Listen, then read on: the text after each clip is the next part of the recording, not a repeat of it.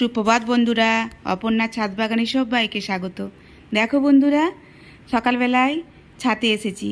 কয়েকদিন টানা বৃষ্টির পর রোদ ঝলমলে আকাশ, খুব সুন্দর লাগছে।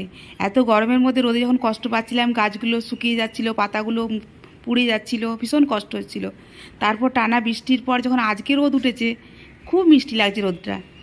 সকালবেলায় এসেছি তোমাদের সাথে একটা জিনিস শেয়ার করবো বলে। আমার ছাদ বাগানে গিমে শাক হয়েছে। বাজার থেকে কিনে খাই, কিন্তু তখন মনে হয় কোথার থেকে গিমে শাকটা তুলে নিয়ে এসছে, ড্রেনের পাশ থেকে না জমির থেকে, জানি না তো কোথা থেকে তুলে এসছে, মনটা খুঁতখুত করে। আর যখন ছাদ বাগানে গিমে শাক হয়েছে, এত সুন্দর লাগছে, সেই গিমে শাকগুলো তোমাদের সাথে শেয়ার করলাম। আমার বেড়ের মধ্যে হয়েছে কয়েকটা গাছ, আর টবে লাগিয়েছিলাম সেটাও হয়েছে, দুটোই তোমাদের সাথে শেয়ার করলাম। দেখো বন্ধুরা, ছোটোর থেকে আমার গাছের প্রতি নেশা ভীষণ। জানি না এটা জেনেটিক কিনা।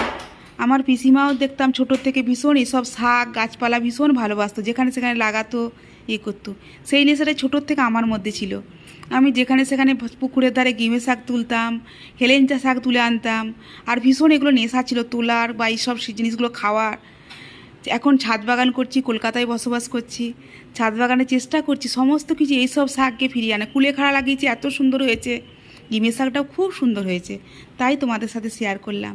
কেমন লাগে জানিও। ছাদ বাগানেই অবিশ্বাস্য গিমে শাক করতে পেরেছি, এটাই মনের আনন্দ। তোমাদের সাথে শেয়ার করতে পারছি, এটা আরও ভীষণ আনন্দ। দেখো বন্ধুরা, ভালো লাগলে অবশ্যই পাশে থেকো, লাইক দিও, সাবস্ক্রাইব করে আমার পাশে থেকো, যাতে আমি নতুন নতুন ভিডিও তোমাদের সাথে নিয়ে আসতে পারি। সকলে ভালো থেকো, ধন্যবাদ সকলকে।